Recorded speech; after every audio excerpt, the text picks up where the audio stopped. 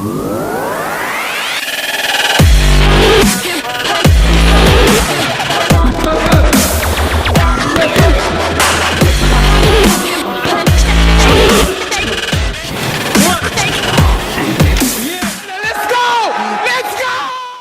we have Dillian Whyte on Dillian Whyte TV. How you doing, bro? How you doing, guys? First time, huh? First time. First time. I'm busy. I've been really busy, man. You've been busy. You've been working with the black box. You can plug out.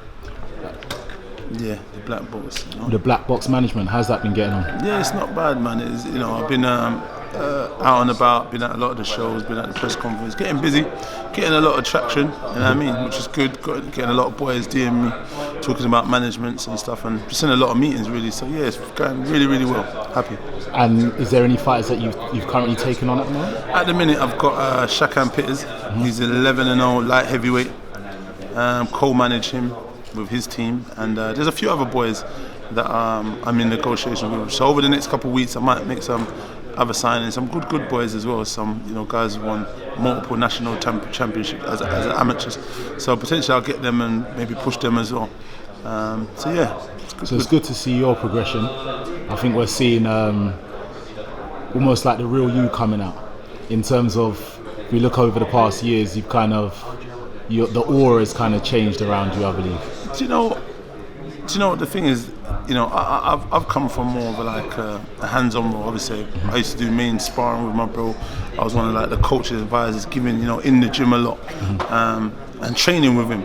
As a training partner. As you get older, things change.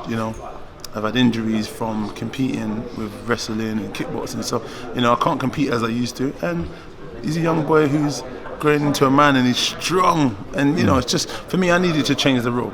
I actually like being somewhat of a guardian, an advisor, and talking to people and trying to nurture them and put them in the right direction. So I'm relishing in this role as kind of like a manager. Excellent. And I also think you're one of probably the best people that can actually talk about Dillian from an informed perspective. You've seen how he's grown over the years. What is the main transitions that you've seen from a big brother's kind of perspective? For me, he's always had this desire, this warrior heart. But I think as people, you kind of develop as you get older anyway. So I think he's maturing as a man, he's maturing as a fighter. So all of those things being said, that transcends into the ring. You know what I mean? Because instead of saying I want to fight on just instinct and will, he's using more of his smarts. Because from the beginning, even when no one wanted to know, I always used to say, listen, he's one of the most technically gifted boxers. His shot selection is ridiculous, and some people don't really appreciate it. They think he's a brawler, until you see what he's actually doing in there with the catch counters, the body shots, and how he moves. You know what I mean? He's actually got a great repertoire of shots which he puts together quite well. So for me, I'm just happy that he's started to listen a bit more. Yeah. And you can see in the performances he puts on in there. Last year was a great year for us. 2018 with the knockout of Lucas Brown, the fight with Joseph Parker, and then the devastating knockout over Chisora. So it's only just continued to get better and better and better. So fast forward July the 20th, 2019, we've got Rivas, which is an unknown quantity. And yet again, he has to step up to the plate. The can man has to deliver. The can man. Anyone can get it, man. That's what he says. Last year, Dillian has been in, for me, non-stop 50-50 fights. Yeah. Is this, maybe you can give a bit insight, is this because of Dillian's mentality of whoever's available I'll take, or is it because it's almost had to be that way in order for him to progress? Because if I'm looking at the other heavyweights, It is that. It is that though. He has to. It's a bit of both, because the position where he is, he needs. He's not Joshua in where they're pushing him and they're giving him that traction. He's had to make that traction by taking these 50-50 fights where some would believe that he was going to lose, he wasn't a better fighter, and so on and so forth. So he's gone out there time and time again and proved everyone wrong and delivered. So now he's in a good position of authority, really, because now he's a pay-per-view star in his own, in himself. So, and he's done that by the choices of the opponents he's faced and taking on guys that people said, oh, why are you fighting them? You're number one in the WBC. You should just sit it out, But he stood on his morals and said, listen, I'm going to go out there and I'm going to get these fights and I'm going to prove people wrong, and that's what he's done. So here we are again. We've got another great fight with a former Olympian. He beat Andy Ruiz in the Olympic qualifier to qualify, and then Just knocked out Brian Jennings as well. He beat what's his face there? Not him. I'm going back. Pulev in the Olympics. So he's come from a very good stock. He's a former Olympian, and then his best win today is Brian Jennings. Other than that, the guys on his resume we don't know.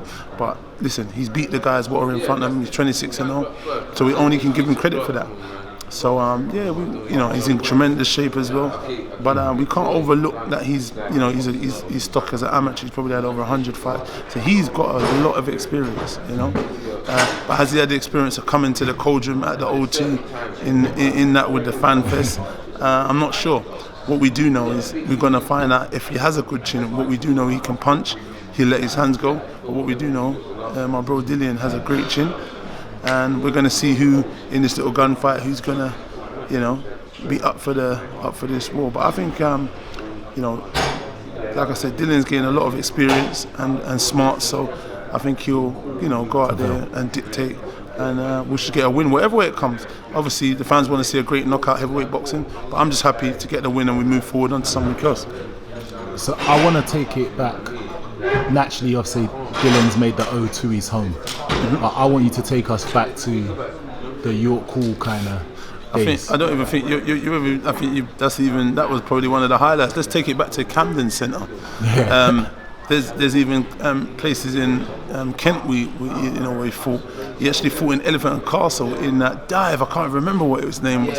We fought in some places where it was just crazy. But listen. And was the dream always?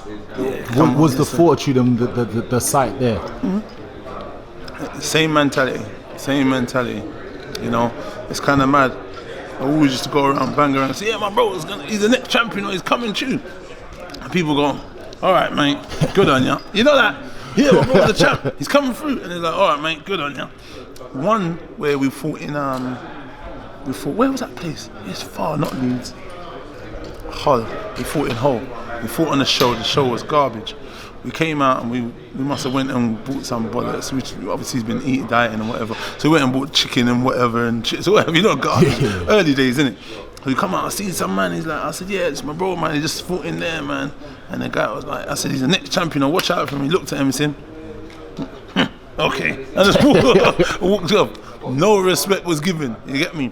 So now, when I look at this, I can appreciate it. And I said this to Dill one of the days when we was coming out of the O2, when a lot of fans were stopping him. And I said, you know what you need to remember is the day when no one stopped us, when no one stopped you, when no one wanted to take pictures, when no one wanted to interview you. So these are the moments you want to live for and be appreciative of the fans, because they've grown to love you and respect you as a fighter in the days when no one respected and loved you, So we got to enjoy and embrace these. That's why I embrace them, because I know how long this journey's been and how hard it's been. I'm a party animal, yeah? And I used to be in day parties drinking for 3-4 hours, and Dill would phone me, and then I'd go, bloody hell, we're going to do 6-mile, 7-mile run, and then I'd go and shower and come back to the party. You know what I mean? So I know how it's been even double harder for me because I'm older. You know what I mean? And the stuff that I'd go out the night before, literally get hammered, and still have to go and run with him the next day because he needed that pushing, he needed that motivation. You know what I mean? So this journey has been really, really hard. You know what I mean? And right now, it's a living testament that hard work and dedication pays off. Mm-hmm. If you've got that desire like he has, I've not met many people with that kind of thing, because some of them he's a lot, like aesthetically looking or talented, and he's had that grit and determination from before, and then now he's added a lot more talent with that. Mm-hmm. And he's put it together well, and now it's paying off. Excellent. So I just want to again say a big thank you. It's been long overdue, to be honest. We should have had you on the channel a long time ago. You have mentioned it, but I've been all over the place. Like I said, I've been busy putting a lot of work in, and it's paying off for myself also. So I'm kind of happy.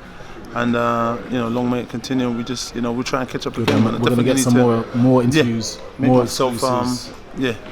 a bit more available. Definitely. All right, thank you very much, Dean. Yeah. God bless.